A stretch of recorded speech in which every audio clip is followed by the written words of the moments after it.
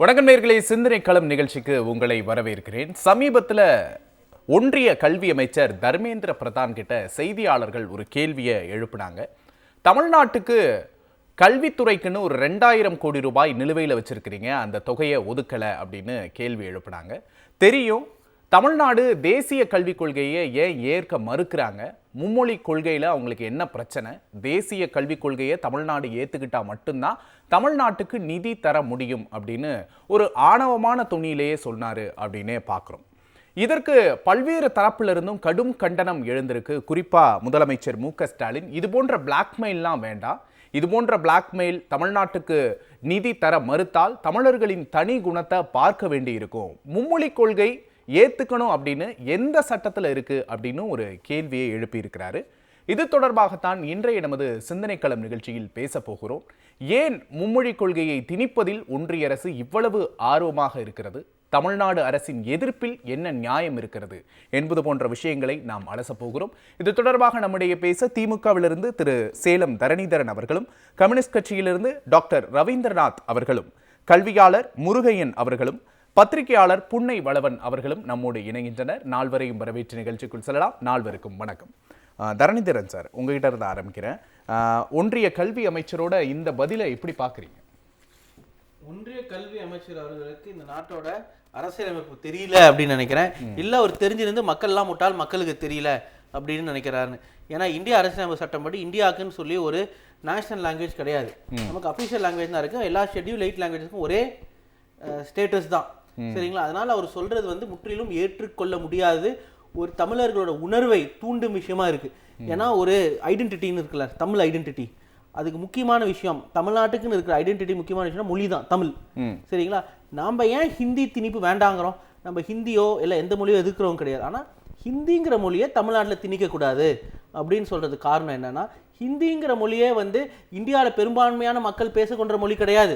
ஹிந்தி எவ்வளோ பேருக்கு வந்து மதர் டங் அப்படின்னு பார்த்துட்டீங்கன்னா ஒரு 28% மக்களுக்கு உள்ளாரதான். அதே மாதிரி ஹிந்திங்கிற சொல்லே வந்து ஒரு இந்திய மொழியோட சொல் கிடையாது, அது பெர்ஷியன் சொல். அந்த அந்த அந்த மொழியே ஒரு 300 வருஷம் பழமையானது தான், அது ஒரு பக்கம் இருக்கு.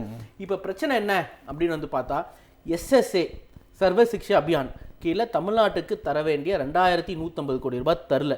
இந்த திட்டம் எதுக்காக உருவாக்கப்பட்டது? 2001 இந்த திட்டம் உருவாக்கப்பட்டது வந்து கல்வி என்பது அனைவருக்கும் போய் சேர வேண்டும் அப்படிங்கிற விஷயத்துக்காக உருவாக்கப்பட்டது. ஒரு 20 மெட்ரிக் இருக்கு, அதுக்காக நிறுவப்பட்ட திட்டம்.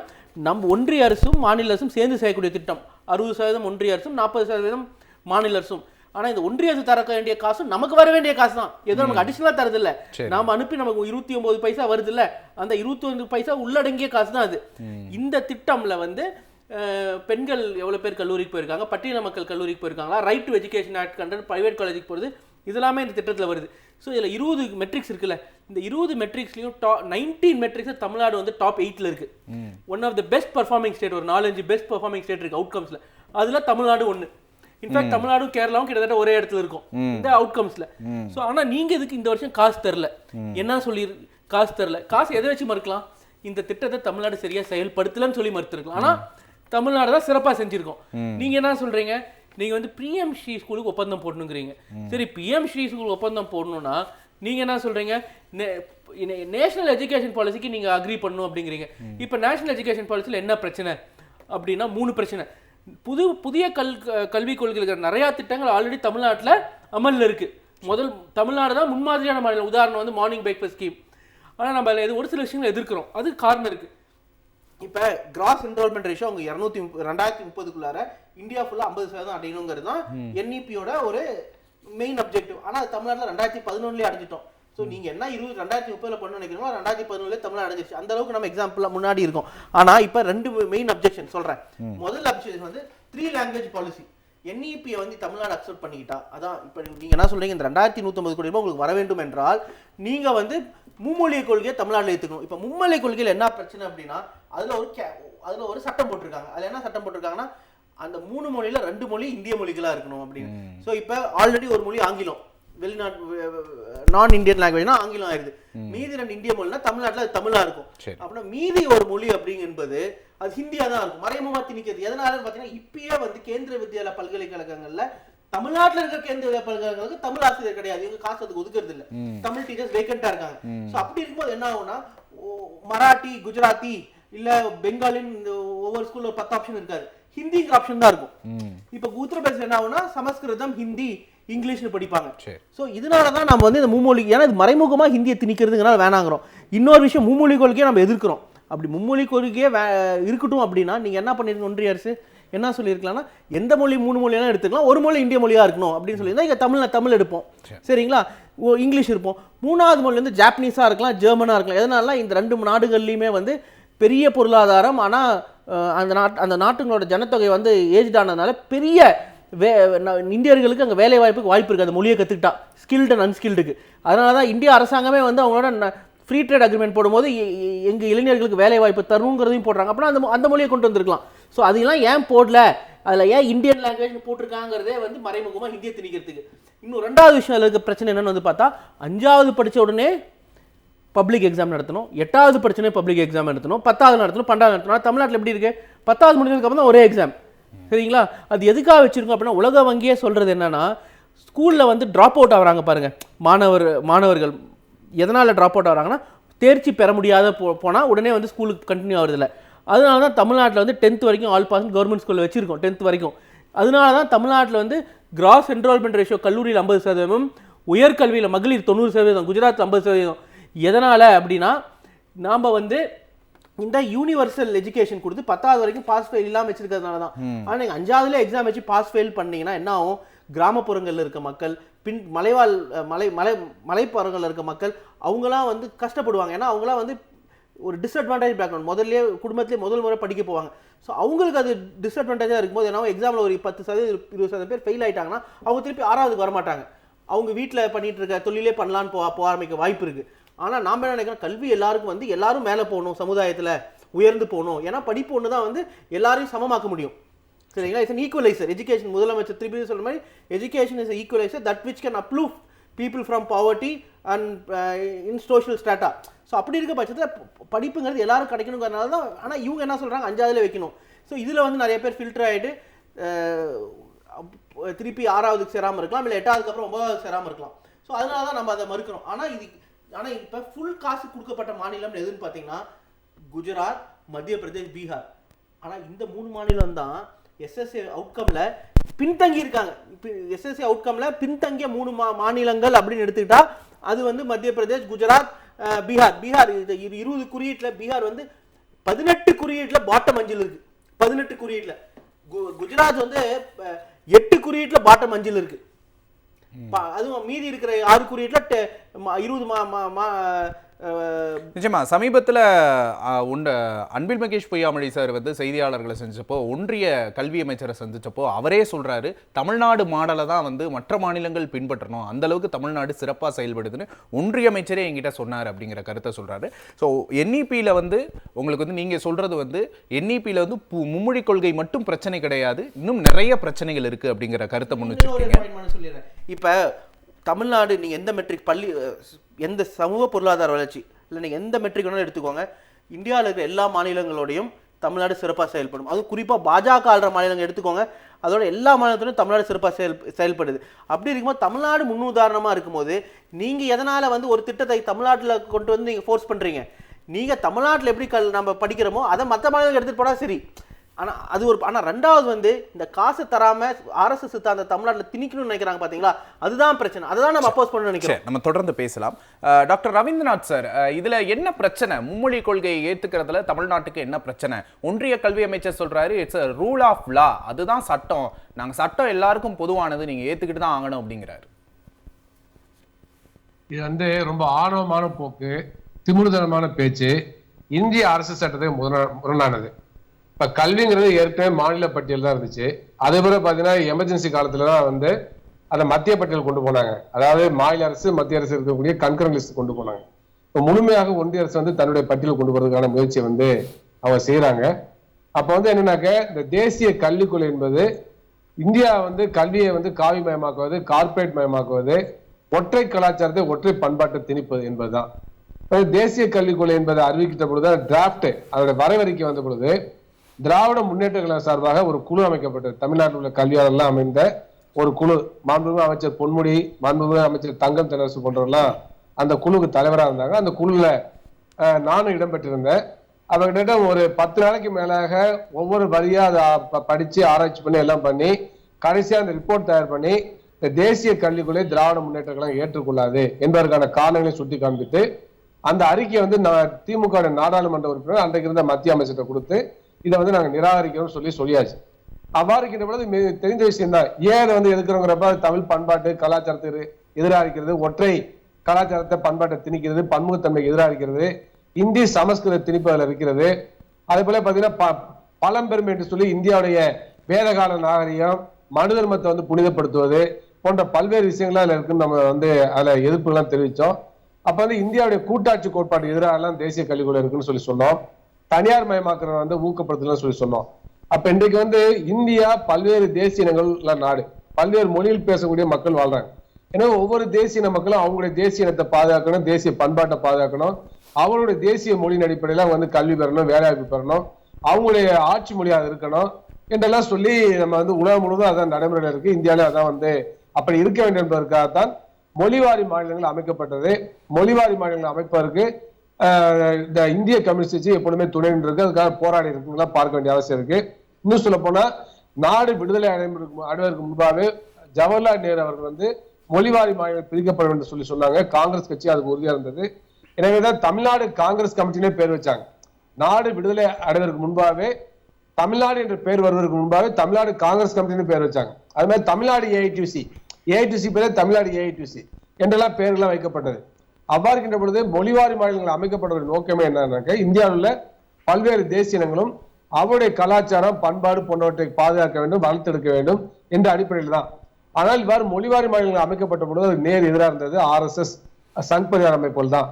அப்ப வந்து இந்தியாவில வந்து இந்தியா தேசிய இனங்களின் அடிப்படையில மொழிவாரி மாநிலங்களா பிரிக்க கூடாது, அது பதிலாக பண்பாட்டு அடிப்படையில் தான் இந்தியாவில வந்து தேசியம் இருக்கிறது என்பதுதான் சங் பரிவாருடைய நிலை, RSS நிலை. எனவேதான் இந்தியாவில இந்து தேசியம், இந்துத்துவ அடிப்படையில இந்து தேசியம் என்ற அடிப்படையில நாட்டை உருவாக்க வேண்டும் என்பதுதான் அவங்களுடைய நோக்கம். எனவே இந்தியா வந்து இந்து ராஷ்டிரா மாற்ற வேண்டும் என்பதுதான் அவங்களுடைய நோக்கம். ஒரே தேசம், ஒரே மொழி, ஒரே பண்பாடு என்பதுதான் RSS சித்தாந்தம். அப்ப இந்தியாவில வந்து ஒரே தேசம்னா இந்து தேசம், ஒரே மொழியில இந்தி, பின்னால சமஸ்கிருதம், இந்து பண்பாடு என்ற அடிப்படையில அவங்க வந்து கொண்டு வர நினைக்கிறாங்க. எனவே அவ்வாறு கொண்டு வருவதற்கு வந்து கல்வியை ஒரு கருவியா பயன்படுத்துறாங்க. எனவே பிஜேபி எப்பொழுதெல்லாம் ஆட்சி வருகிறதோ அப்பெல்லாம் வந்து இந்தி திணிப்பு சமஸ்கிருத திணிப்பை வந்து அவர் செய்கிறார்கள். மத்திய அரசுடைய அதிகாரத்தை பயன்படுத்தி கல்வி வேலை வாய்ப்புல திணிக்கிற போக்கெல்லாம் பாக்குறோம். அண்மையில பிஜேபி அரசாங்கம் என்ன பண்றாங்கன்னாக்க மருத்துவ கல்வி மருத்துவ சேவை திட்டம் கூட இந்திய திணிக்கிறாங்க. இப்ப வந்து பாத்தீங்கன்னா தடுப்பூசி திட்டத்துக்கு கூட இந்திர தனுஷன் பேர் வைக்கிறாங்க. தடுப்பூசி இந்திரனுக்கு என்ன தொடர்பு இருக்கு, ஆனா இந்திர தனுஷன் பேர் வைக்கிறாங்க.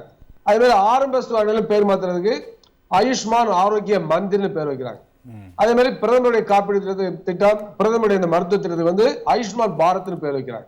அப்ப இந்த மாதிரி பாத்தீங்கன்னாக்க மருத்துவ கல்வி மருத்துவ சேவை அவற்றில் வந்து சமஸ்கிருத திணிப்பு இந்தி திணிப்புல கொண்டு வருவதற்கான முயற்சிகளை பண்றாங்க.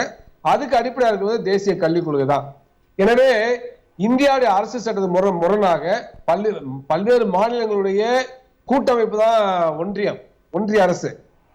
அப்ப அதையெல்லாம் வந்து அவங்க கணக்கில் எடுத்துக்காம இந்தியா முழுவதும் ஒரே மொழிதான் இருக்கணும் என்று திணிப்பதை வந்து நாடை வந்து பிளவுபடுத்தக்கூடிய ஒரு முயற்சியா இருக்கும்.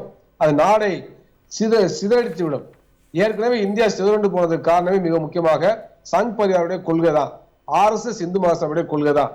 இந்தியாவை இந்து ராஷ்டிரா மாற்ற வேண்டும் சொல்லி பிரிட்டிஷ் ஆட்சி உங்களோட முதற்கட்ட கருத்தா எடுத்துக்கிறேன். முருகையன் சார் செயல்பட்டதே காரணம். அப்ப இந்த தொடர்ந்து பேசலாம். முருகையன் சார், மும்மொழி கொள்கையை ஏன் ஏத்துக்க மறுக்கிறாங்க? ஹிந்தி படிச்சா என்ன தப்பு அப்படிங்கிறது அவங்களோட வாதமா இருக்கு. நீங்க எப்படி பாக்குறீங்க? ஏறத்தாழ அதுக்கு முன்னாடி சில செய்திகளை நான் சொல்லிட்டு அதை பற்றி இதுக்கான பதிலை சொல்கிறேன்.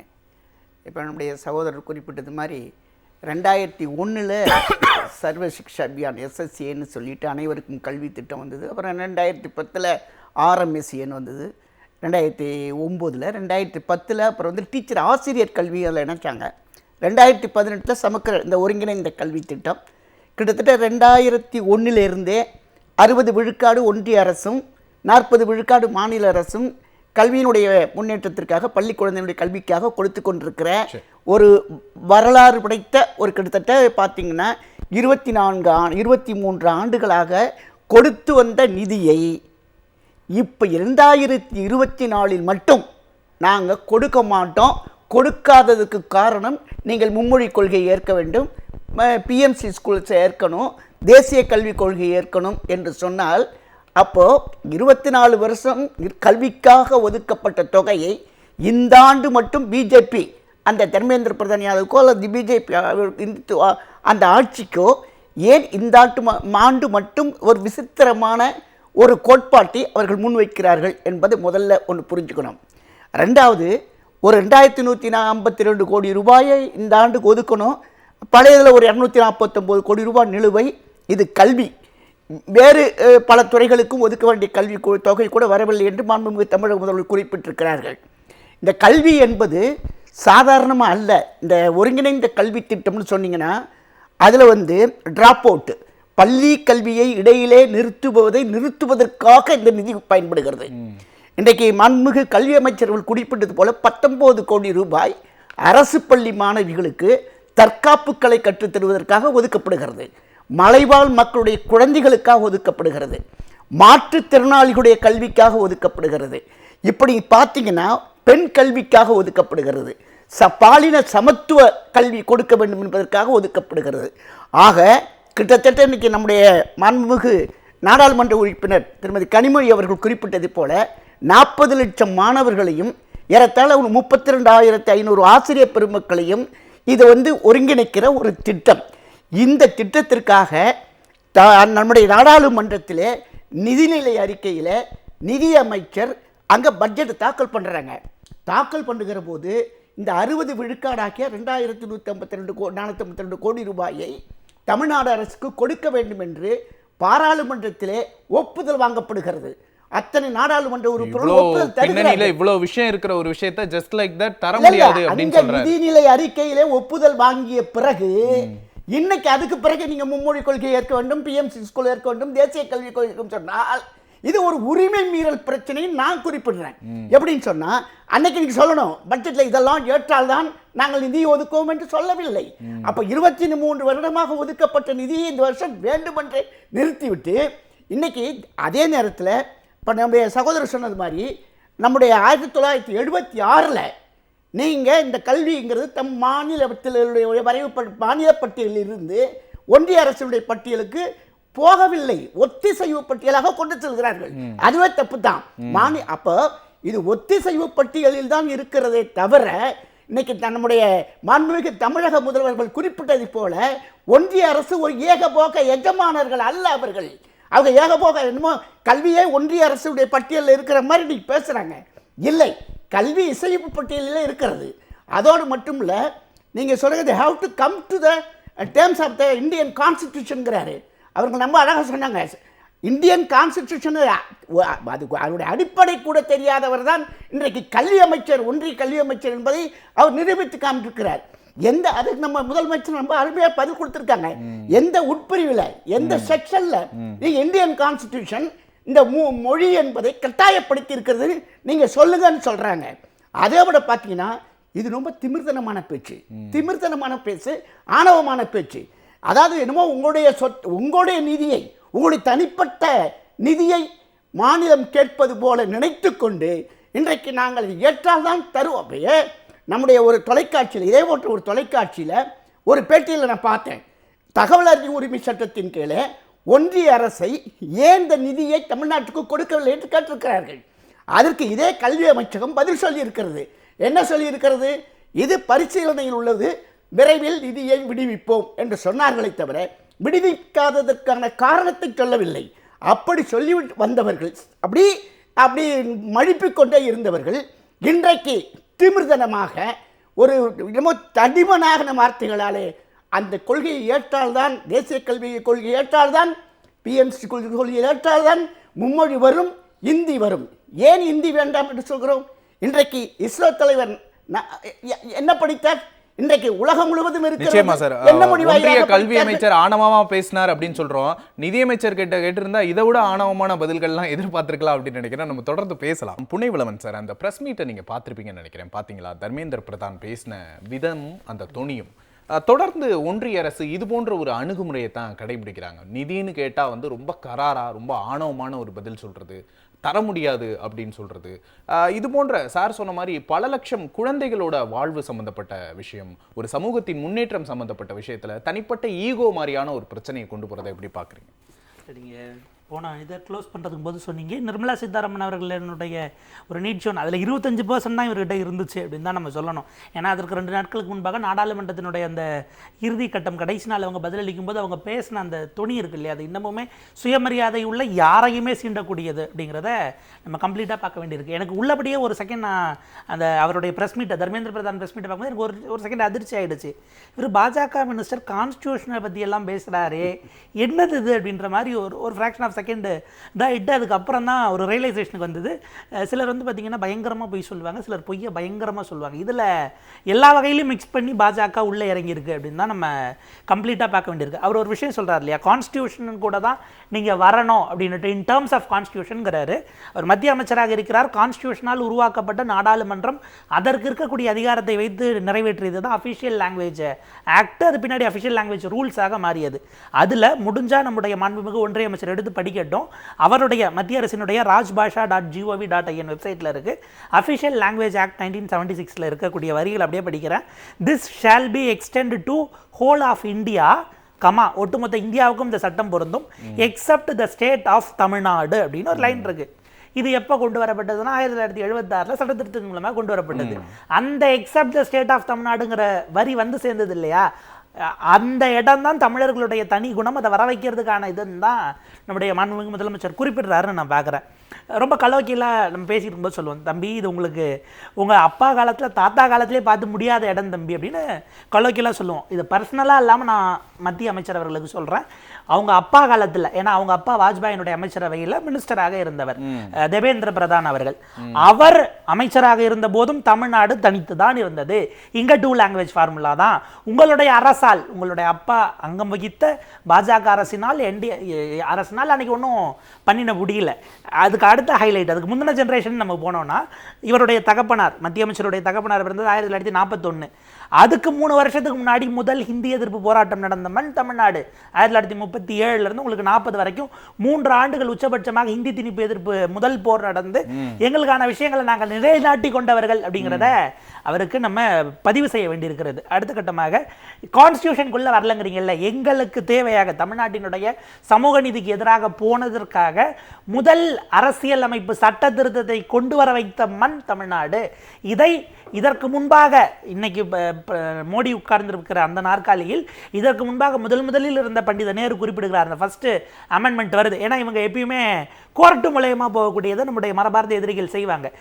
இங்கே இருக்கக்கூடிய கம்யூனல் ஜிஓ எல்லா வகுப்பு வாரி பிரதிநிதித்துவத்தை கோர்ட்டுக்கு போய் மெரிட்டுக்கு இன்னைக்கு இடம் இல்லை, ரிசர்வேஷனால் அவங்க ஒரு இது கிளைம் பண்ணாங்க. இன்னைக்கு வரைக்கும் அதை தான் பண்ணுறாங்க. ரைட் டு ஈக்குவாலிட்டின்னு கான்ஸ்டியூஷனில் இருக்குது. ஆனால் ரிசர்வேஷன் கொடுக்கும்போது தகுதி உடையவங்க சமம்னா எதுக்கு அவங்களுக்கு கொடுக்குறீங்க?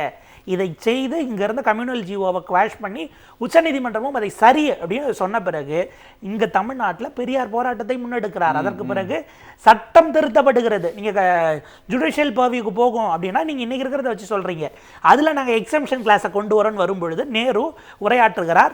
மதராஸ் மாகாணத்தில் அன்னைக்கு நடைபெற்ற போராட்டத்தின் காரணமாக நாம் இந்த சட்ட திருத்தத்தை செய்திருக்கிறோம்.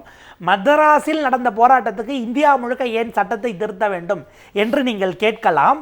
இன்று மதராஸில் எழுந்திருக்கக்கூடிய இந்த குரல் நாளை இந்தியா முழுக்க எழும்பொழுது இன்னொரு போராட்டம் நடக்க வேண்டாம், எல்லாருக்குமாக இதை நம்ம செய்ய வேண்டியிருக்குன்னு பண்ணதுனால தான் இன்னைக்கு பட்டியலினத்தவர்கள், பழங்குடியினர், பிற்படுத்தப்பட்டவருக்கான இடஒதுக்கீடு உறுதி செய்யப்பட்டிருக்கிறது.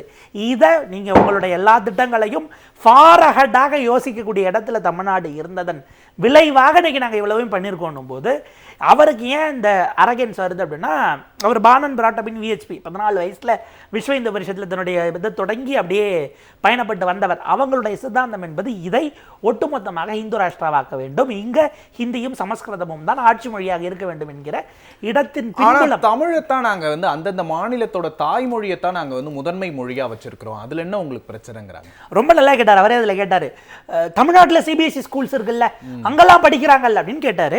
2021 வந்து ஆர்டிஐ இன்னைக்கும் ஓப்பன் ஃபோரமில் தான் இருக்குது. தமிழ்நாட்டில் அன்றைய டேட்டுக்கு 49 கேந்திரிய வித்யாலய பள்ளிகள் இருக்குது. இந்த 49ல் ஒரே ஒரு தமிழாசிரியர் கூட இல்லைன்னு ரிப்போர்ட்டு டேட்டாவை ஆர்டிஐயில் ரிப்ளை கொடுத்துருக்காங்க. எங்கே தமிழ் படிக்கிறாங்க தமிழ்நாட்டில் கேந்திரிய வித்யாலயங்களில்? ரொம்ப நியரஸ்ட் அண்ணா நகரில் எடுத்துக்கிட்டோன்னா அங்கே ஒரு கேந்திரிய வித்யாலயா. இவங்க திரும்ப திரும்ப சொல்கிறாங்கல்ல, பிஎம் ஸ்ரீ மாடல் கேந்திரிய வித்யாலயா அண்ணா நகரில் இருக்குது. அதில் 6 மொழி ஆசிரியர்கள் இருக்கிறார்கள். 4 பேர் ஹிந்தி, 2 பேர் சமஸ்கிருதம், ஒரு தமிழ் வாத்தியார் கூட இல்லை.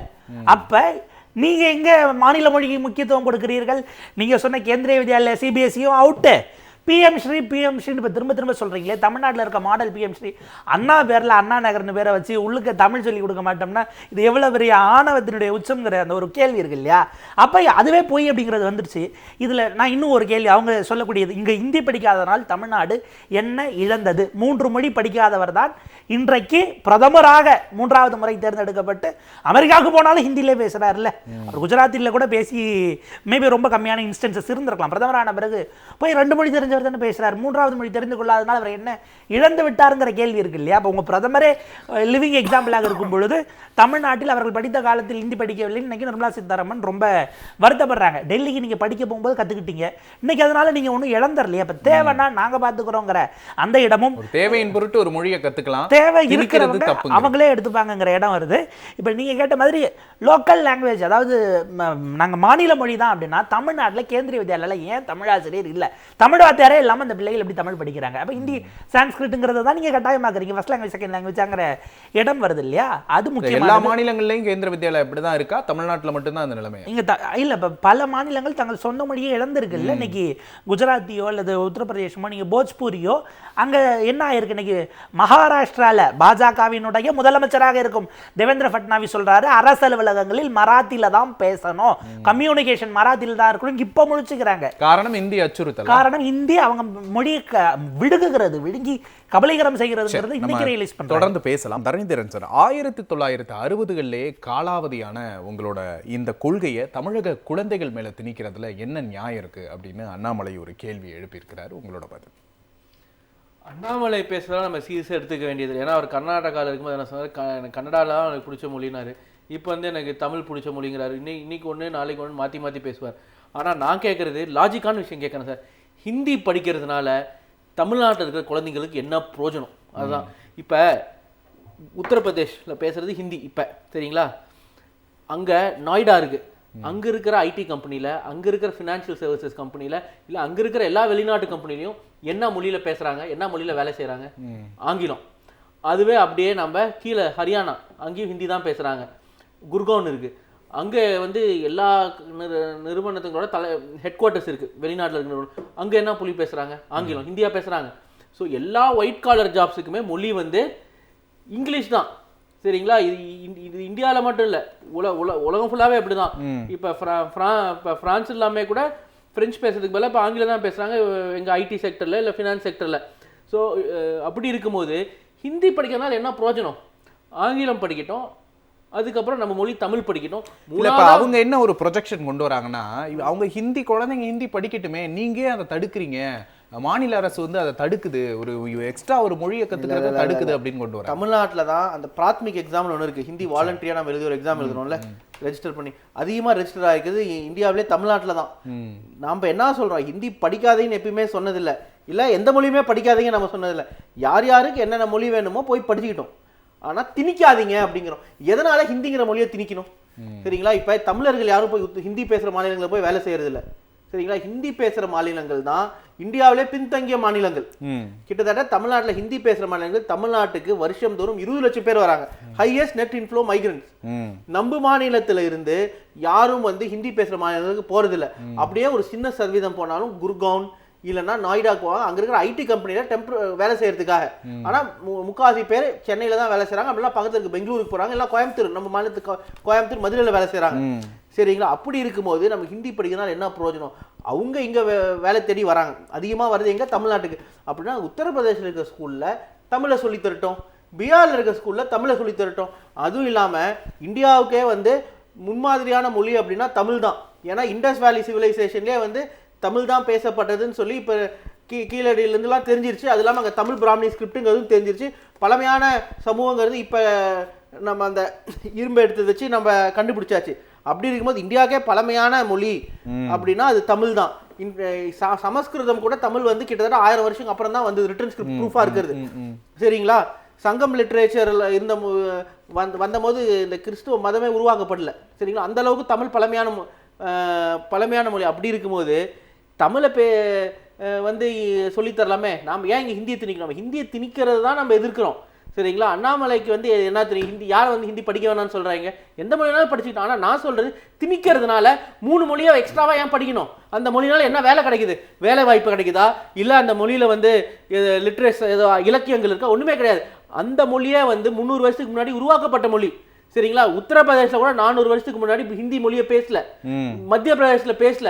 அங்கெல்லாம் வந்து டைலக்ட் நிறைய இருந்தது, மைத்திலி அப்படின்னு. பீகார்லயும் அதே மாதிரி நிறைய டைலக்ட்ஸ் இருந்தது. ஹிந்தி தவிர பயன்படக்கூடிய அந்த மொழிகள் எல்லாமே அழிச்சிட்டு வந்ததுதான் ஹிந்தி. சரிங்களா? அது இவங்க சொல்ற மாதிரி ஹிந்திங்கிற சொல்லே வந்து பெர்ஷியனோட சொல்லுது. சரிங்களா? அப்படி இருக்கிறதுனால இவங்க ஏன் இந்த விஷயங்களை கொண்டு வராங்க? இப்ப சமீபத்தில் யூஜிசியில் ரிஃபார்ம் கொண்டு வந்திருக்காங்க. இதெல்லாம் கொண்டு வரதுக்கு ஏன்னா ஒத்துசேவு பட்டியல் இருக்கிற படிப்பை வந்து ஒன்றிய பட்டியல் கொண்டு வர முடியல, நம்பர் இல்லை. ஆனால் மறைமுகமா பிளாக்மெயில் பண்ணி ஒன்றிய லிஸ்ட்ல இருக்க மாதிரி படிப்பை ஃபுல்லா அவங்க கண்ட்ரோல் எடுத்துக்கணும்னு நினைக்கிறாங்க. அடுத்தது என்ன பண்ணுவாங்க? சிலபஸ் இந்தியா ஃபுல்லா ஒரே சிலபஸ், ஒரே போர்டுன்னு கொண்டு வருவாங்க. கல்லூரியில ஒரே போர்டு, ஒரே சிலபஸ் கொண்டு வருவாங்க. இதை பண்ணி என்ன பண்ணுவாங்க? இந்தியாவோட வரலாற்றை மாற்றி எழுதுவாங்க. இன்னும் ஒரு சில வருஷங்கள் போச்சுன்னா இந்தியாவுக்கு சுதந்திரம் கிடைச்சது காரணமே ஆர்எஸ்எஸ் தான் அப்படிம்பாங்க. அதுக்கப்புறம் என்ன சொல்லுவாங்க? 5-6 வருஷத்துக்கு முன்னாடி இந்த முதல் மொழி ஹிந்தி அப்படிம்பாங்க. அது இந்தியாவோட வரலாறே வந்து ஒரு ஃபிக்ஷன் ஆயிரும். அது எதுக்காக அது பயன்படும்னா, ஆர்எஸ்எஸ் ஒரு உருவாக்கணும்னு நினைக்கிற ஒரு ஹிந்து ராஷ்டிரா. ஆனால் இந்த ஹிந்து ராஷ்டிரா ஹிந்துத்துவாக்கும் ஹிந்து மதத்துக்கும் எந்தவித சம்மந்தமே கிடையாது. ஏன்னா இந்த ஹிந்து ராஷ்டிரா அப்படிங்கிறது வந்து 1% ஹிந்துக்களுக்கு பயன்படுற விஷயம். சரிங்களா? நாம திராவிடத்தில் பேசுகிறோம் பாருங்க, திராவிடியன் மாடல், அதுதான் வந்து ரியல் ரிஃப்ளெக்ஷன் ஆஃப் ஹிந்துவிசம். ஏன்னா அதுதான் வந்து எல்லாமே அக்செப்ட் பண்ணி போடுது. ஹிந்துவிசம் ஒரு ஒரு வாழ்வியல் முறை, புரியுதுங்க? எல்லாத்தையுமே அரவணைச்சிட்டு போகிறது. ஆனால் ஹிந்துத்துவம் என்ன சொல்லுது? ஸோ பேசிக் பிரின்சிபல் ஆஃப் ஹிந்துவிசம்க்கு அகைன்ஸ்டாக இருக்கிறது ஆர்எஸ் சித்தாந்தம். இந்தியாவுக்கு மட்டும் நம்ம காப்பாற்றுற, தமிழ்நாடுக்கு மட்டும் கிடையாது. இவங்க இந்த படிப்புக்குள்ளார வரதை இந்தியாவுக்காகவே தடுக்கணும். ஏன்னா இந்தியாங்கிற நாடு இருக்கணும் அப்படின்னா அதுக்கு வந்து இந்த ஆர்எஸ்எஸோட இந்த ஒரே நாடு, ஒரே படிப்பு, ஒரே உணவுங்கிறத நம்ம அடித்தட்டுல இருந்தே நம்ம அதை நிறுத்தி ஆகணும். சரி, நம்ம தொடர்ந்து பேசலாம். ரவீந்திரநாத் சார், ஒன்றிய கல்வி அமைச்சர் என்ன சொல்றாரு? உலகம் மாறிக்கிட்டு இருக்கு, இவங்க மக்களை குழப்புறாங்க அப்படிங்கிற ஒரு வாதத்தை முன்வைக்கிறாரு. ஹிந்தி படிச்சா உலகத்துல எங்க வேணா போய் நம்ம வந்து சர்வைவ் பண்ணிடலாமா? இது வந்து தர்மேந்திர பிரதான் உலக அரசியல் தெரியாம பேசிட்டு இருக்காரு. இப்ப என்ன பிரச்சனைனாக்க, மிகப்பெரிய வளர்ச்சி அடைந்த நாடுகள் எல்லாமே அவருடைய தாய்மொழியில தான் கல்வி இருக்கு. இப்ப வந்து ரஷ்யாவா இருக்கட்டும், சீனாவா இருக்கட்டும், ஜப்பானா இருக்கட்டும், இந்த மாதிரி பல நாடுகள் வந்து அவங்க தாய்மொழி தான் கல்வி கொடுக்குறாங்க. அண்மையில வியட்நாம் போயிருந்தேன். வியட்நாம் மொழியில தான் அவங்க கல்வியை போதிக்கிறாங்க. அப்ப வந்து அவ்வாறு கிட்ட பொழுது இங்க வந்து இந்தியை திணிப்பது வந்து ஏற்றுக்கொள்ள முடியாது. வந்து ஒரு மொழியை திணிப்பதுனால என்ன பிரச்சனைங்கிறத நீங்க ரஷ்யாவை பார்க்கணும். சோவியத் யூனியன் சிதண்டு போனுச்சு. ரஷ்ய மொழியை வந்து பல்வேறு தேசிய இனங்கள் இருக்கக்கூடிய ஒரு நாட்டுல வந்து ரஷ்ய மொழியை திணித்தது ஒரு முக்கியமான காரணம். சோவியத் யூனியன் என்ற அமைப்பை சிதைவதற்கு முக்கியமான காரணமா இருந்துச்சு. அதே போலவே ரஷ்ய மொழியை வந்து கிழக்கு ஐரோப்பிய நாடுகளையும் திணிச்சாங்க. அது கிழக்கு ஐரோப்பிய மக்களுக்கு ரஷ்ய மக்கள் மீது ஒரு வெறுப்பு வந்துச்சு. அப்ப அதெல்லாம் ஒரு பின்னடைவை உருவாக்கினுச்சு. நீங்க ரஷ்யா உக்ரைன் போருக்கே மிக முக்கியமான காரணம் என்ன? உக்ரைன்ல வந்து ரஷ்ய மொழியை தடை பண்ணாங்க. ரஷ்ய மக்கள் வந்து ரஷ்ய மொழியில கல்வி இருக்க முடியல. அது மிகப்பெரிய பிரச்சனை உருவாக்கினுச்சு. அது போன்ற உலகத்துல பல நாடுகள்ல ஒரு தேசிய இனம் மற்றொரு தேசிய இனத்தை ஒடுக்குமுறை செய்வதற்கு பயன்படுத்தக்கூடிய ஒரு ஆயுதமா மொழி பிரச்சனை இருக்குங்கிறத பார்க்க வேண்டிய அவசியம் இருக்கு. அப்ப இந்தியாவில வந்து ஒரு தெளிவான சித்தாந்தத்தோட பிஜேபி ஆர்எஸ்எஸ் செயல்படுறாங்க. இந்தியா வந்து இந்து நாடாக இந்து ராஷ்டிரா மாற்ற வேண்டும். இந்து ராஷ்டிராவுக்கான ஒரே மொழியா முதலில் ஹிந்தி இருக்க வேண்டும், பின்னர் சமஸ்கிருதம் அதை மாற்ற வேண்டும், சமஸ்கிருத மொழியா மாற்ற வேண்டும் என்பதுதான். அப்ப இந்தியா அப்படிங்கிற வந்து அதோடைய மொழியா வந்து இந்தி மொழி தான் இருக்கணும். இந்தியா வந்து இந்து நாடு, இந்து கலாச்சாரம், இந்தி மொழி என்ற அந்த ஒற்றை பண்பாட்டை திணிக்கக்கூடிய முயற்சியில தான் வந்து அவங்க இந்தியை திணிக்கிறாங்க. அதுக்கு வெவ்வேறு காரணங்களா சொன்னாங்க. ஏன் நீங்க இந்தியை கத்துக்க மாட்டீங்களா, இந்தியை ஏன் கத்துக்கிறது மறுக்கிறீங்கன்னு சொல்லிட்டு. நடைமுறையில பாருங்க, இப்ப மகாராஷ்டிரால வந்து பாத்தீங்கன்னாக்க மராட்டிய மொழியே இல்லாத நிலையை உருவாயிருச்சு. ராஜஸ்தான்ல ராஜஸ்தானி மொழியே இல்லாத ஒரு நிலை வந்திருக்கு கல்விக்கூடங்கள்ல கூட. ஏன்னா அங்க வந்து ஹிந்தி மொழியை ஏற்றுக்கொண்டு அவர்கள் வந்து பள்ளி பாடத்திட்டத்துல கொண்டு வந்ததுனால இன்னைக்கு வந்து படிப்படியா அவங்க தாய்மொழியை மறக்கக்கூடிய நிலை வந்து உருவாயிருச்சு. மகாராஷ்டிரால மராட்டிய மொழியில வந்து திரைப்படமே வராம போயிடுச்சு. இன்னைக்கு மிகப்பெரிய அளவுக்கு ஹிந்தி சினிமா தான் இங்க கோல வச்சது. அதெல்லாம் பார்க்க வேண்டிய அவசியம் இருக்கு. அவ்வாறு இருக்கின்ற பொழுது மிக தெளிவாக திட்டமிட்டு தொலைதூர பார்வையோட அவங்க வந்து செயல்படுறாங்க. நிச்சயமா இப்ப நிறைய பேருக்கு ஹிந்தி தான் வந்து நேஷனல் லாங்குவேஜ் அப்படிங்கிற ஒரு தவறான புரிதலும் கூட இருக்கு. தொடர்ந்து நம்ம பேசலாம். முருகையன் சார், தனியார் பள்ளிகள்ல 3 மொழிகளை கற்றுக் கொடுக்குறாங்க, இது தொடர்ந்து அவங்க சொல்ற ஒரு வாதம். தனியார் பள்ளிகள்ல 3 மொழிகள்ல கற்றுக் கொடுக்குறாங்க, அரசு பள்ளிகள்ல ஏன் வந்து நீங்க வந்து அதை தடுக்கிறீங்க அப்படிங்கிற கேள்வி முன்வைக்கப்படுது. தனியார் பள்ளிகள்ல எந்த விதத்துல 3 மொழிகள் கற்றுக் கொடுக்குறாங்க? அருமையான கேள்வி இது. நான் கூட சொன்னாங்க கேந்திர வித்யாலயாவில் தமிழாசிரியர் இல்லை அப்படின்னு சொன்னாங்க. நான் பிஜேபி தலைவருக்கு ஒரு கல்வியாளராக ஒரு கேள்வியை கேட்குறேன், ரொம்ப ரொம்ப ஆழமாக அதை பதிவு செய்கிறேன். 2020 தேசிய கல்விக் கொள்கையை கொண்டு வந்தீங்க, இப்போ தமிழ்நாட்டை திணிக்கணும்னு சொல்கிறீங்கல்ல. தேசிய கல்விக் கொள்கையில் 3.5 பார்த்தீங்கன்னா உள்ளூர் மொழியில் தாய்மொழியில் தொடக்க கல்வியை உள்ளூர் மொழிக்கு முக்கிய இன்னைக்கு கூட பேசியிருக்காங்க தனிமை பெற்ற உள்ளூர் மொழிக்கு நாங்கள் முக்கியத்துவம் தருகிறோம்னு. இந்த தமிழ்நாட்டில் இருக்கிற சிபிஎஸ்இ மத்திய அரசினுடைய கல்வி இடைநிலை வாரியத்தினுடைய ஒப்புதலோடு நடைபெறுகின்ற சிபிஎஸ்இ பள்ளிகளில் உங்கள் தேசிய கல்விக் கொள்கையின்படி இன்னைக்கு 5 வருஷம் ஆச்சு, நீங்கள் தொடக்க கல்வியை தமிழ் மொழியில் அளித்து கொண்டிருக்கிறீர்களா? இதை நான் வந்து அவருக்கே மின்னஞ்சலில் அனுப்பி விட்டேன், இன்னைக்கு வரைக்கும் பதில் இல்லை. இப்போ நம்முடைய கலைஞர் தொலைக்காட்சி மூலமாக நான் கேட்குறேன், ஏங்க உங்கள் தேசிய கல்விக் கொள்கையை இந்த தமிழ்நாட்டில் இருக்கிற சிபிஎஸ்இ பள்ளிக்கூடங்களில் 5ஆம் வகுப்பு வரை உள்ளூர் மொழி தாய்மொழியில் தமிழில் தான் கல்வி கற்பிப்பார்கள் என்கிற ஒரு ஆணையை நாளைக்கு இந்த ஒன்றிய அரசு பிறப்பிக்குமா? அப்படி இருந்தால் தான் சிபிஎஸ்இ பள்ளி அங்கீகாரம் சொல்ல முடியுமா? இதுக்கு ஒரு பதில் சொல்லட்டும் சார். 2வது, ரொம்ப அருமையாக கேட்டீங்க சார், தமிழ் தாய்மொழி அறிவு வளர்வதற்கு, நம்ம அறிவை வளர்த்துக் கொள்வதற்கு தாய்மொழி தான் இன்றியமையாதது என்று நிரூபிக்கப்பட்ட ஒன்று. தொடர்பு மொழிக்கு ஆங்கிலம், அதுக்கு பிறகு ஏன் பள்ளியில் இந்தியை திணிக்கணுங்கிறது அடுத்த கேள்வி. இன்றைக்கு மாண்புமிகு நம்முடைய தமிழக முதலமைச்சர் அவர்கள் நேற்று இதில் பார்க்குற ஒரு குழந்தை அப்பா அப்பா அப்பா அப்படின்னு சொல்லி கூப்பிடுறாங்க. அப்போ ஒரு சொல்கிறார், நான் ஒரு மாநிலத்தினுடைய முதல்வருங்கிறதுனால முதல்வர்னு சொல்கிறாங்க, ஒரு கட்சியினுடைய இயக்கத்தினுடைய தலைவருங்கிறதுனால தலைவர்னு சொல்கிறாங்க. ஆனால் அப்பா என்கிற அந்த இளைய தலைமுறை கூப்பிடுகிற போது தான் என்னுடைய பொறுப்பு கூடுகிறது. அந்த பதவிக்கு யார் வேணாலும் வரலாம், ஆனால் இதுக்கு யாரும் வர முடியாது. கல்வி என்பது திருட முடியாத சொத்து. ஒருத்தன் கல்வி கற்றால் அந்த தலைமுறையை மாற்றும் என்று எவ்வளவு பணிவன்போடு இந்த குழந்தைகளுக்கு கல்வி கொடுக்க வேண்டும் என்பதற்காக காலை உணவு திட்டம், இளம் தள்ளி திட்டம், எண்ணம் எழுத்தும் திட்டம், இல்லம் தேடி கல்வி திட்டம், நான் முதல்வன் திட்டம், இப்படி பல்வேறு தமிழ் புதல்வன் திட்டம், புதுமை இல்ல கல்வியில மட்டும் இல்ல மற்ற எல்லா விதத்திலையும் சிறப்பா செயல்படுறது. தொடர்ந்து அநீதி இழைக்கப்படுகிறது. ஒன்றிய அரசுடைய பொருளாதாரத்துடைய முதுகெலும்பாக தமிழ்நாடு இருக்கிறது. இன்னைக்கு ஒன்றிய அரசை நீங்க குறிப்பிட்டீங்க, எல்லா துறைகளிலும் தமிழ்நாடு முன்னணியாக இருக்கிறது என்பது பாராட்டுகிறீர்கள். ஆனால் நிதி கொடுக்கும் போது மட்டும் தமிழ்நாட்டை வஞ்சித்து விட்டு ஒரு இனம் அழிந்தால் அழிக்க வேண்டும் என்று சொன்னால், ஒரு தமிழினம் அழிக்கப்பட வேண்டும் என்று சொன்னால் இவர்களுக்கு நல்ல கல்வியை கொடுக்கக்கூடாது. அதைத்தான் இன்றைக்கு ஒன்றிய அரசு செய்து கொண்டிருக்கிறது. மாநில அரசை வஞ்சித்துக் கொண்டிருக்கிறது.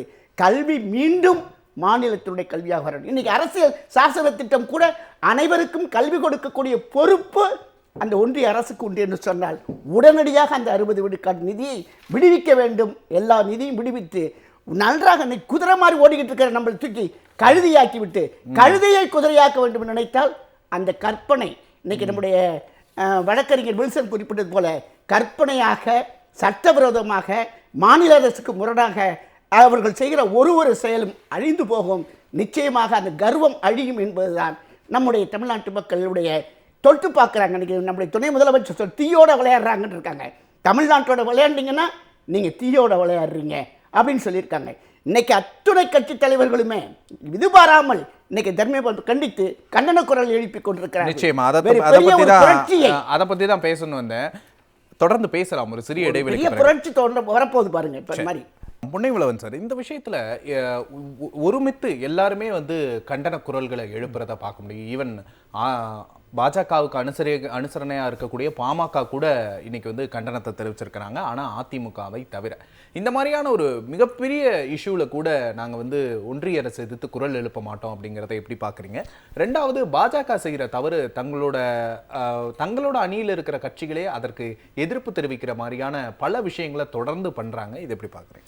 இல்லை, அதிமுக வந்து இந்த சம்பவம் நடந்து அவருடைய ப்ரெஸ் மீட் நடந்து 29 மணி நேரம் வரைக்கும் எதுவும் சொல்லலை. இப்போ ஜெயக்குமார் சொல்லிட்டார், போன வருஷமே நாங்கள் அறிக்கை விட்டுட்டோம். அதுதான் போனவர், அதாவது எடப்பாடி கடைசியாக ஒரு வலியுறுத்தலுக்கு வந்திருக்கிறார். நீங்க செய்யறது சரியில்லைங்க அப்படின்ற இடத்தை நோக்கி வந்திருக்கிறார். தமிழ்நாடு இருமொழி கொள்கையில் தான் இருக்கும்னு வேலூர்ல கொஞ்ச நேரத்துக்கு முன்னாடி நடந்த ஒரு கூட்டத்தில் அவர் பேசியிருக்காரு. ஆனால் இல்லை, நம்ம பார்க்க வேண்டியது பிஜேபியை சிங்கிள் அவுட் பண்ணி தனித்து போவதற்கான ஒரு வேலையை அவங்க பண்ணியிருக்காங்க. அப்படின்னாலும் கூட சாஃப்ட் டோன் யார் எடுத்திருக்கா, ஹார்டு டோன் யார் எடுத்திருக்காங்கிறத வச்சு தான் அடுத்த கட்டமாக இது நகரும்னு பார்க்க வேண்டியிருக்கு. இது சரியானது இல்லை, இது வந்து முறையானது இல்லை, இதை வந்து ஏற்றுக்கொள்ள முடியாது என்கிற டோன் வருவதற்கும் இது வெளிப்படையான பாசிச போக்கு. இது வந்து மாநிலங்களுடைய குரல் வலையை நெரிப்பது, இதை அனுமதிக்க முடியாது, என்ன ஆனாலும் நாங்கள் தடுப்போம் அப்படிங்கிற டோன் இருக்கு இல்லையா? இதுதான் 2 ஸ்பிளிட்டை வந்து உருவாக்குகிறது. நம்ம தமிழ்நாட்டிலே கொண்டு வந்த பல சட்டங்களுக்கு நீங்கள் சட்டமன்றத்தில் பார்த்தீங்க அப்படின்னா பாஜக மட்டும் வெளிநடப்பு செஞ்சுட்டு நம்ம நிறைவேற்றிய சட்டங்கள் அப்படிங்கிறது எக்கச்சக்கமாக இருக்குது. ஆனால் அதன் காரணமாக அவங்க அணியில் இருக்கிறவங்க பிரிஞ்சு வந்துட்டாங்களான்னா கிடையாது. நீங்கள் ஒரு பாட்டாளி மக்கள் கட்சியோ அல்லது ஒரு தேமுதிக இப்போ உள்ள உறுப்பினர்கள் இல்லை மற்றபடி அதிமுகவோ வந்துட்டாங்களான்னா கிடையாது. அதுக்கு என்ன அர்த்தம் அப்படின்னா, இன்னைக்கு எடப்பாடி பழனிசாமி அதுக்கு ஒரு ஹிண்ட் கொடுக்குறாரு. கொள்கை வேறு, கூட்டணி வேறு, நம்மளை தேடி வராங்க, மதிச்சு வராங்கன்னா நம்ம சேர்த்துப்போம் அப்படிங்கிறதுக்கான பாயிண்டாக அது நகர்கிறதுன்னு பார்க்க வேண்டியிருக்கு. இப்போ பாஜகவுக்கு இப்போ ஒரு ஆரம்ப காலகட்டத்தில் தயங்கி மறைச்சு பேசினாங்க. இப்போ அது எதுவும் கிடையாது, வெளிப்படையாக எதையுமே டிக்ளேர் பண்ணிட்டு வரக்கூடிய இடத்துக்கு அவங்க நகர்ந்துட்டாங்கன்னு பார்க்க வேண்டியிருக்கு. இல்லைன்னா ஆர்எஸ்எஸ்னுடைய கட்டிடத்தை அவ்வளவு பெருசாக புதுப்பிச்சு டெல்லியில் திறந்து கிட்டத்தட்ட 300 அறைகளோடு அவங்களுடைய தலைமை அலுவலகத்தை திறப்பாங்களா அப்படிங்கிற கேள்வி இருக்கு. இதுல தர்மேந்திர பிரதான் அவர்கள் ஒரு விஷயம் குறிப்பிட்டார் இல்லையா, அது பொலிட்டிக்கலி மோட்டிவேட்டட் அப்படின்னு அவர் குறிப்பிட்டார். தமிழ்நாடு அரசு நோக்கி எதிர்ப்ப இது பொலிட்டிக்கலி மோட்டிவேட்டட் இங்க கிடையாது. பிஜேபிக்கு உங்களுக்கு ஒரு சீட்டு கூட கொடுக்கல, 0 ஆயிடுச்சு. உங்களுக்கு 300 சீட் இருந்தது 240 ஆயிடுச்சு. அதுக்கு காரணம் இங்க ஏதாச்சும் நடந்திருந்தா கூட ஒரு 10 சீட் வந்திருந்தா கூட போயிருக்கும், காலி பண்ணிட்டாங்க திரும்பங்கிற வீக் ஆனதுக்கான பொலிட்டிக்கலி மோட்டிவேட்டட் ஆகிதான் இப்போ நீங்கள் நிதியை நிறுத்திருக்கீங்கிறது தான் பகிரங்கமான குற்றச்சாட்டாக நம்ம வைக்க வேண்டியிருக்கு. நேற்றைக்கு அவர் அதை எங்கேருந்து பேசுகிறாரு, காசி தமிழ் சங்கமத்துக்கு போகிற வழியில் நின்று பேசுகிறாரு. 40 லட்சம் பிள்ளைகள் எங்கள் தமிழ் மாணவர்கள், அவர்களுக்கான வந்து சேர வேண்டிய நிதியை கல்வியில் கை வச்சுட்டு நீங்கள் காசி தமிழ் சங்கம் நடத்தி யாருக்கு போக போகுது, எதற்காக இது நீங்கள் நடத்துறீங்க அப்படிங்கிறது. அது ப்ரைடே கிடையாது. அங்கே கலந்து கொள்ள வந்த தமிழ்நாட்டினுடைய கலைஞர்கள் ரயிலில் தாக்கப்படுறாங்க, அவங்களுக்கு உங்களால் பாதுகாப்பு கொடுக்க முடியலங்கிறது இருக்கு. நீங்கள் தொடர்ந்து மத ரீதியிலாக விஷயங்களை விடவும் மொழி ரீதியான விஷயத்தில் கை வச்சா அது இன்னும் மோசமான விளைவுகளை ஏற்படுத்தும். ஒரே ஒரு உதாரணம், 1947 பிரிவினை நடந்தது. பாகிஸ்தானாக வெஸ்ட் அண்ட் ஈஸ்ட் பாகிஸ்தானாக பிரிஞ்சாங்க. ஆனால் அப்புறம் ஏன் பங்களாதேஷ் தனியாக உருவாச்சு? மத ரீதியாக தான் பிரிந்தார்கள். ஆனால் நீ உன்னுடைய உருதுவை எங்கள் வங்க மொழியின் மீது திணிக்காதேன்னு தனி நாடே வாங்கி கொண்டு போன வரலாறு. மத பெரும்பான்மைவாதத்தை நீங்கள் மொழியை திணிச்சிங்க அப்படின்னா அதிலிருந்தும் உடைவதற்கான எக்கச்சக்க உதாரணங்கள் உலக வரலாறு முழுக்க இருக்கிறது. அப்படிங்கிறத நம்ம பாஜகவுக்கு நினைவுபடுத்த வேண்டிய தேவை இருக்கிறது. சரி சார், இப்போ அதை வந்து சமூக அநீதி அப்படிங்கிற அளவுக்கு கொண்டு போறாங்க. ஹிந்தியை வந்து நீங்க வந்து படிக்க விடாம செய்யறது சமூக அநீதி அப்படிங்கிற அளவுக்கு கொண்டு போறாங்க. அப்படி எதுவும் நடந்திருக்கிறதா தமிழ்நாட்டில்? சார், இப்போ நம்ம வந்து நிதி கிடைக்காவிட்டாலும் நாங்கள் நீதிக்காக போராடுவோம்னு நம்ம முதலமைச்சர் சொல்லியிருக்காங்க. இந்த சமூக பாதுகாப்புங்கிறத தமிழ்நாட்டை தாண்டி எங்கேயுமே ஒரு மாநிலத்தில் நம்ம பார்க்க முடியாது. மொழி விஷயத்தில் சமூக அநீதின்னு சொன்னால் இன்றைக்கு ஒவ்வொரு விஷயத்துலையுமே இந்த பஞ்சகோஷங்கிற கோட்பாட்டை இப்போ கொண்டு வந்து நம்ம எல்லாரும் குறிப்பிட்டது மாதிரி இந்த ஒரே இந்தியா, ஒரே உணவு, ஒரே மொழி, ஒரே தேர்தல், ஒரே சில பாடத்திட்டம் என்று கொண்டு வந்து இந்த சமூகத்தில் இருக்கக்கூடிய ஒரு வேற்றுமையில் ஒற்றுமை கண்டு கொண்டிருக்கிற இந்தியா என்கிறது தான் நம்முடைய வரலாறு. ஆனால் நீங்கள் வேற்றுமையில் வேற்றுமையை ஏற்படுத்தி இந்தியாவில் தலைவர் நம்முடைய சகோதரர் சொன்ன மாதிரி அந்த வேற்றுமையில் வேற்றுமையை ஏற்படுத்தி சமூக நீதிகள் களையப்பட்டு இன்றைக்கு ஒரு பெரிய ஒரு இனக்கலவரத்தை ஏற்படுத்தக்கூடிய ஒரு வழியில் தான் இன்றைக்கு ஒன்றிய அரசு சென்று கொண்டே என்பதற்கு அதற்கு தன்னை அதை திருட எப்போவுமே இன்னொருத்தனை திருடன் சொல்கிறது மாதிரி இப்போ சமூக நீதி மொழி கற்றுக்கொள்வதில்லை. சார், நம்ம தாய்மொழியை கற்றுக் கொடுக்குறோம், அறிவு வளர தொடர்பு மொழியாக ஆங்கிலம் கற்றுத் தருகிறோம் உலகத்தோடு தொடர்பு கொள்வதற்கு. இன்னைக்கு நம்முடைய சகோதரர் சொல்றது மாதிரி எத்தனை லட்சம் பேர் வடநாட்டிலேருந்து வந்து அருமையாக தமிழ் பேசுகிறான். மொழி கற்றுக்கொள்ளவும் பேசவும் பள்ளிகளில் தமிழை புகுத்த வேண்டும் என்பது அல்ல, அதுக்கு எத்தனையோ பாடங்கள் இருக்கின்றன கற்றுக்கொள்வதற்கு. மொழி என்கிற போது 2 மொழி. ஆகவே இதை சமூக நீதி என்று சொல்கிற அந்த ஒன்றிய அரசு தான் இன்றைக்கு சமூக பாதுகாப்புக்கு ஒரு அச்சத்தை ஏற்படுத்தும் வகையில் அதனுடைய ஒரு எண்ணம் போய்கொண்டிருக்கிறது என்பதோடு இல்லாமல் பேரறிஞர் அண்ணா அவர்கள் சொன்னார்கள், நாங்கள் இரவல் கேட்கல, நாங்கள் வந்து நாங்கள் உரிமையோடு நாங்கள் உபகாரம் கேட்கவில்லை, எங்களுடைய உரிமையை கேட்கிறோம், இழந்ததை நாங்கள் கேட்கிறோம், இதுவரை இரவல் கேட்கவில்லை என்று பேரறிஞர் அண்ணா குறிப்பிட்டதைப் போல நமக்கு தர வேண்டிய நிதி நீங்கள் உங்களுடைய நாடாளுமன்றத்திலே நிறைவேற்றி தீர்மானம் ஒருமனதாக நிறைவேற்றி கொடுக்க வேண்டிய நிதி, கல்விக்காக கொடுக்க வேண்டிய நிதி, குழந்தைகள் கொள்கை ரீதியாக விவாதம் தேவைப்பட்டால் விவாதம் செஞ்சுக்கலாம். அதுக்காக நிதியை நிறுத்திவிட்டு பிளாக்மெயில் சொல்லியிருக்காங்க பாருங்க. இன்னைக்கு அழகான பிளாக்மெயில். இதற்கு முன்பு இப்படிலாம் நடந்திருக்கா? இந்த மாதிரி பிளாக்மெயில் பண்றது, நான் கொடுக்க மாட்டேன் அப்படின்னு சொல்றதெல்லாம் நடந்திருக்கா இதுக்கு முந்தைய காலத்துல வரலாறுல? இந்த மோடியினுடைய தலைமையில் நடைகிற பிஜேபி அரசாங்கம் ஒன்றுலேயும் இப்படி தான் வஞ்சித்து பிறகு நம்ம போராடி ஒன்று சட்டபூர்வத்தின் நீதி சட்டபூர்வமாக அல்லது போராட்ட களத்தை காணுவதன் மூலமாகத்தான் நம்முடைய கட்சியினுடைய அடிப்படை திராவிட மாடலுடைய அடிப்படையே நீதி கட்சி. ஒரு விஷயத்திலையும் போராடி வெற்றி பெற்ற கட்சி நம்ம கட்சி. ஆகவே ஏதோ சொன்னாங்கல்ல, விளைந்த நிலம் தமிழ்நாடு, சிந்திக்கக்கூடிய நிலம் தமிழ்நாடு. எல்லாரும் கேட்குறாங்க, எல்லா மாநிலங்களும் ஏற்றுக்கொண்டு விடுறது, ஏன் நீங்கள் ஏற்றுக்கலன்னு? ஏற்றுக்க மாட்டோம் இல்லையா? பெரியார் மண் அல்லவா இது? அண்ணா மண் அல்லவா இது? தமிழ் நம்முடைய கலைஞருடைய மண் அல்லவா இது? எப்படி ஏற்றுக்கொள்வோம்? இங்கே சிந்திக்கிறவர்கள் அதிகமாக இருக்கிறார்கள், ஆக ஏற்றுக்கொள்ளும். இதுக்கு முன்னாடி பிளாக்மெயில் நடந்ததான்னு கேட்டீங்க. இதுக்கு முன்னாடி ஒரு முதலமைச்சர் பிளாக்மெயில் பண்ண வரலாறு இருக்கிறது. அந்த முதலமைச்சரின் பெயர் நரேந்திர மோடி. 2008-9 அவர் சொன்னார், நாங்கள் 60,000 கோடி கொடுக்குறோம், நீங்கள் கேட்டால் எங்களுக்கான பணத்தை திரும்ப தராமல் நாங்கள் வந்து உங்ககிட்ட டெல்லியில் திருவோடு ஏந்தி பிச்சை கேட்கணுமான்னு கேட்டு ஒரு வார்த்தை சொன்னார். அடுத்த ஒரு வருஷத்துக்கு நீங்கள் எங்களுக்கு ஃபண்டு தராதிங்க, கலெக்ட் பண்ணுற நிதியை நாங்களே வச்சு எங்கள் ஸ்டேட்டை பார்த்துக்குறோன்னு ஒரு பிளாக்மெயில ஒரு முதலமைச்சராக இருந்த நரேந்திர மோடி செய்தார் அப்படிங்கிறது தான் இருக்கே தவிர. சார், நீங்கள் இந்த விஷயத்தை இன்னொரு முக்கியமான அவங்க குற்றச்சாட்டை தொடர்ந்து அவங்க வச்சுக்கிட்டே இருக்கிறது, ஒரு பிம்பத்தை ஏற்படுத்துறது. திமுக வந்து தமிழ்நாட்டு குழந்தைகள் இன்னொரு மொழி கற்றுக்கிறத தடுக்கிறாங்க, ஆனால் அவர்கள் நடத்தும் பள்ளிகளில் வந்து ஹிந்தியை வந்து கற்றுக் கொடுக்குறாங்க அப்படிங்கிற ஒரு குற்றச்சாட்டு. இது எவ்வளோ பெரிய விஷயம், ஆனால் அவர்கள் இழுத்துட்டு வர்றது இந்த பாயிண்ட்டுக்கு அவங்க இதை கொண்டு வராங்க. எப்போவுமே இந்த பாயிண்ட் வைக்கப்படுது, அப்படி எதுவும் இருக்கா? இப்போ பாஜக கட்சியிலேருந்து பேசுகிற செய்தி தொடர்பாளர்கள், அவங்க சிந்தனைவாதிகள் யாருமே வந்து பார்த்தீங்கன்னா ஒரு விஷயத்தை அறிவுபூர்வமாக தர மாட்டாங்க. ஒரு பொய்யை கட்டமைப்பாங்க, ஒரு சிம்பிள் ரெட்டோரிக்கை வச்சு. அந்த மாதிரி போய் தான் நான் தான் திருப்பி சொல்கிறேன், தமிழ்நாட்டில் வந்து யாருமே வந்து யாரையும் ஹிந்தி படிக்க வேணாம், தெலுங்கு படிக்காதீங்க, மலையாளம் படிக்காதீங்க, பெங்காலி படிக்காதுன்னு சொல்ல, எந்த மொழியும் திணிக்காதீங்கன்னு தான் சொல்கிறோம். சரிங்களா? நான் ஸ்கூலில் படித்த போது கூட என் ஸ்கூலில் ஹிந்தி இருந்தது, ஃப்ரெஞ்சு இருந்தது, ஜெர்மன் இருந்தது. மாணவர்கள் எந்த மொழி வேணுமோ அதை எடுத்துக்கலாம். சரிங்களா? நான் தமிழ் எடுத்தேன். அந்த மாதிரி வேறு யாராச்சும் மாணவர்கள் ஹிந்தி எடுக்கணும் எடுத்துக்கலாம், இல்லை ஜெர்மன் எடுத்துக்கலாம், ஃப்ரெஞ்சு எடுத்துக்கலாம். ஆனால் நீங்கள் கட்டாயமாக ஹிந்தி படிக்கணும் அப்போ தமிழ்நாட்டில் சொல்கிறது தவறு. சரிங்களா? இப்போ யூபியில் போயிட்டு நம்ம அப்படின்னா நீங்கள் கட்டாயமாக தமிழ் படிக்கணும்னு சொல்லுவீங்களா? நாங்கள் சொன்னால் ஏற்றுக்குவீங்களா? இன்ஃபேக்ட் தமிழ் படித்தா கூட பிரோஜனம் இருக்குது, ஏன்னா அவனுக்கு இங்கே வந்தால் வேலை கிடைக்கும். யூபி பிஆரில் நமக்கு அந்த ஹிந்திங்கிற மொழி படிக்கிறதுனால என்ன பிரோஜனம்? வேலை ஏதாச்சும் ஒரு நிறுவனத்தில் ஹிந்தி படித்ததுனால கிடைக்க போகுதா? இல்லை சம்பளம் அதிக கூட போகுதா? கிடையாது. சரிங்களா? அது இங்கேருந்து யாரும் அங்கே வேலைக்கும் போகிறதில்ல, அங்கே பொருளாதாரமும் அப்படி கிடையாது. அதனால தான் நம்ம ஹிந்தி வேணாங்கிறோம். ஆனால் நான் ஒன்று சொல்கிறேன், சரிங்களா? More uniformity does not mean unity. சரிங்களா? More uniformity means only destructions to nations. இதை வந்து நான் சொல்லலை, இல்லை நம்ம கட்சியில் இருக்க எங்கள் கட்சியோட முன்னோடிகள் சொல்ல, இல்லை எங்கள் சித்தாந்தத்தில் இருக்க முன்னோடிகள் சொல்ல. இது சொன்னது யார் தெரியுமா? கோல்வார்க் அவர்கள் 70களில் சொல்லியிருக்கார் ஒரு புத்தகத்தில். யாரே மோடிக்கும் அமித்ஷாவுக்கும் முன்னோடி. அதை கற்றுக்கிட்டாவே போதும். ஏன்னா ஒரு நாடு வந்து ஒரு வேற்றுமையில் ஒற்றுமைப்பட்டிருக்க நாடு இது. அந்த நாட்டில் நீங்கள் வந்து ஒரு சித்தாந்த ரீதியாக நீங்கள் ஒரே சிந்தனையை செலுத்தணும், ஒரே கலாச்சாரம் இருக்கணும், ஒரே மொழி இருக்கணும். அப்படி இந்த நாட்டில் பல்வேறு கலாச்சார நாட்டில் நினச்சிங்கன்னா இந்த நாடு சீரழிஞ்சு சின்னாப்பினமாக நாடே இல்லாமல் போயிடும். சரிங்களா? இந்த நாடு இருக்கிறதே வந்து ஒரு உலகத்தில் இருக்கிற வரலாறுலேயே வந்து இவ்வளோ பெரிய வித்தியாசமான மொழி கலாச்சாரம் பண்பாடு இருக்கிற மக்கள் ஒன்று சேர்ந்து ஒரு நாடு இந்த உலக வரலாறு பார்க்கல. இங்கே இருக்கு. ஆனால் அதை வந்து குரங்கின் கையில் கிடைச்ச பூமாலை மாதிரி அதை சின்னாபினம் ஆக்கணும்னு மோடியும் அமித்ஷாவும் பிம்பம் கட்டி சுத்திட்டு இருக்காங்க.